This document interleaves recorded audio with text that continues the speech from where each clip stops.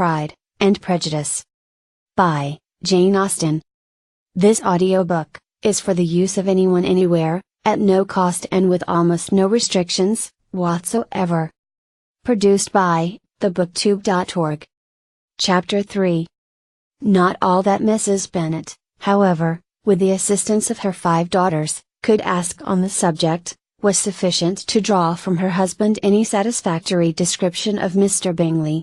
They attacked him in various ways with barefaced questions, ingenious suppositions, and distant surmises, but he eluded the skill of them all, and they were at last obliged to accept the second-hand intelligence of their neighbour, Lady Lucas. Her report was highly favourable. Sir William had been delighted with him. He was quite young, wonderfully handsome, extremely agreeable, and, to crown the whole, he meant to be at the next assembly with a large party. Nothing could be more delightful. To be fond of dancing was a certain step towards falling in love, and very lively hopes of Mr. Bingley's heart were entertained. "If I can but see one of my daughters happily settled at Netherfield," said Mrs. Bennet to her husband, "and all the others equally well married, I shall have nothing to wish for." In a few days Mr. Bingley returned Mr. Bennet's visit, and sat about 10 minutes with him in his library. He had entertained hopes of being admitted to a sight of the young ladies, of whose beauty he had heard much, but he saw only the father. The ladies were somewhat more fortunate, for they had the advantage of ascertaining from an upper window that he wore a blue coat, and rode a black horse. An invitation to dinner was soon afterwards dispatched, and already had Mrs. Bennet planned the courses that were to do credit to her housekeeping, when an answer arrived which deferred it all. Mr. Bingley was obliged to be in town the following day, and, consequently, unable to accept the honour of their invitation, etc. Mrs. Bennet was quite disconcerted. She could not imagine what business he could have in town so soon after his arrival in Hertfordshire, and she began to fear that he might be always flying about from one place to another, and never settled at Netherfield as he ought to be. Lady Lucas quieted her fears a little by starting the idea of his being gone to London only to get a large party for the ball, and a report soon followed that Mr. Bingley was to bring 12 ladies and 7 gentlemen with him to the assembly. The girls grieved over such a number of ladies, but were comforted the day before the ball by hearing, that instead of 12 he brought only 6 with him from London, his 5 sisters and a cousin. And when the party entered the assembly room it consisted of only 5 altogether: Mr. Bingley, his 2 sisters, the husband of the eldest, and another young man. Mr. Bingley was good-looking and gentlemanlike, he had a pleasant countenance, and easy, unaffected manners. His sisters were fine women, with an air of decided fashion. His brother-in-law, Mr. Hurst, merely looked the gentleman, but his friend Mr. Darcy soon drew the attention of the room by his fine, tall person, handsome features, noble mien, and the report which was in general circulation within 5 minutes after his entrance, of his having 10,000 a year. The gentlemen pronounced him to be a fine figure of a man, the ladies declared he was much handsomer than Mr. Bingley, and he was looked at with great admiration for about half the evening, till his manners gave a disgust which turned the tide of his popularity, for he was discovered to be proud, to be above his company, and above being pleased, and not all his large estate in Derbyshire could then save him from having a most forbidding, disagreeable countenance, and being unworthy to be compared with his friend. Mr. Bingley had soon made himself acquainted with all the principal people in the room. He was lively and unreserved, danced every dance, was angry that the ball closed so early, and talked of giving one himself at Netherfield. Such amiable qualities must speak for themselves. What a contrast between him and his friend! Mr. Darcy danced only once with Mrs. Hurst and once with Miss Bingley, declined being introduced to any other lady, and spent the rest of the evening in walking about the room, speaking occasionally to one of his own party. His character was decided. He was the proudest, most disagreeable man in the world, and everybody hoped that he would never come there again. Amongst the most violent against him was Mrs. Bennet, whose dislike of his general behaviour was sharpened into particular resentment by his having slighted one of her daughters.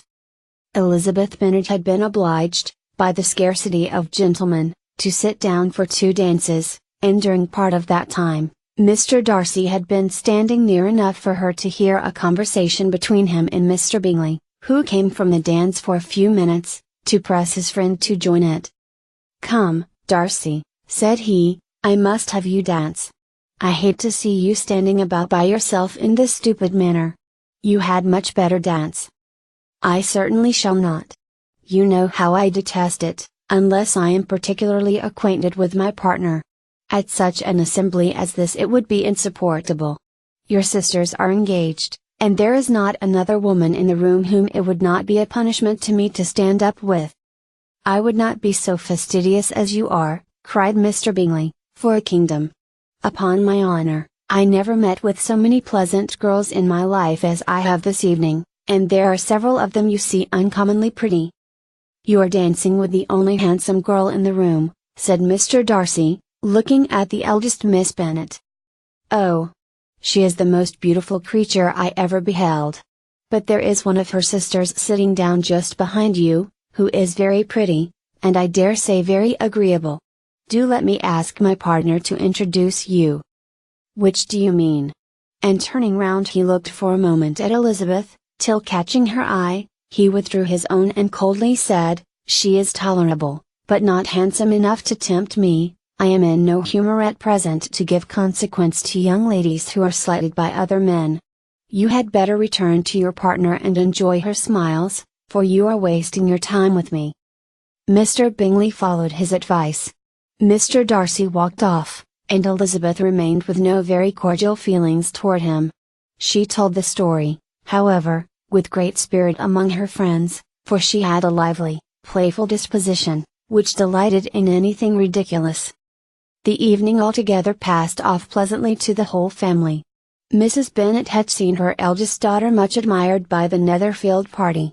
Mr. Bingley had danced with her twice, and she had been distinguished by his sisters. Jane was as much gratified by this as her mother could be, though in a quieter way. Elizabeth felt Jane's pleasure.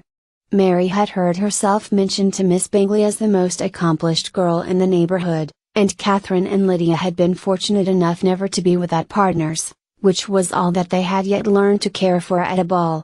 They returned, therefore, in good spirits to Longbourn, the village where they all lived, and of which they were the principal inhabitants. They found Mr. Bennet still up. With a book he was regardless of time, and on the present occasion he had a good deal of curiosity as to the event of an evening which had raised such splendid expectations. He had rather hoped that his wife's views on the stranger would be disappointed, but he soon found out that he had a different story to hear.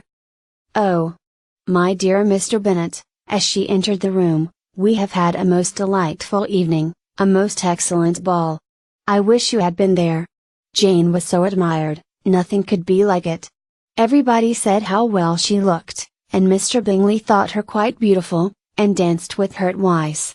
Only think of that, my dear, he actually danced with her twice.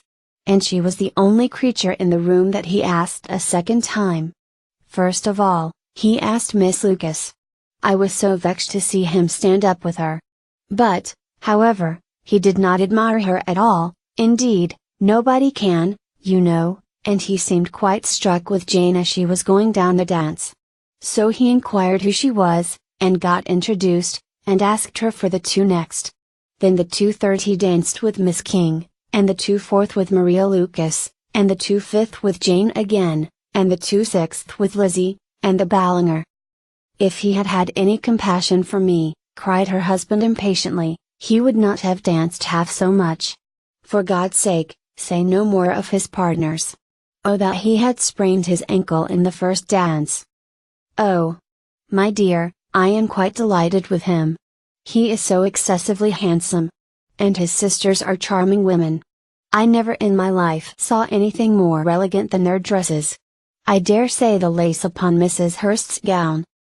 Here she was interrupted again.